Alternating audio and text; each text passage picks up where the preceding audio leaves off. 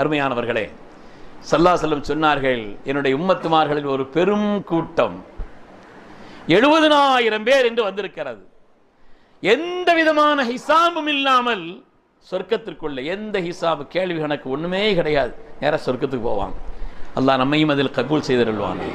வெறும் 70,000 பேர் தானா? கோடிக்கணக்கான அல்லது எண்ணிக்கையில் அடங்காத அந்த கூட்டத்தில் வெறும் 70,000 தானான்னு சொன்னா ஹதீஸிலே விளக்கம் எழுதுகிறார்கள், அதிலே உள்ள ஒவ்வொருவரும் 70,000 பேரை கூட்டு போவாங்களாம்.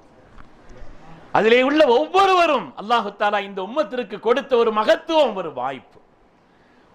அருமையானவர்களை, ஒரு தடவை ஸல்லல்லாஹு அலைஹி வஸல்லம் கேட்டாங்க, ஷஹீதுகள்னா யாருன்னு சஹாபிகள்கிட்ட கேட்கிறான். சுஹதாக்கள்னா யாரு?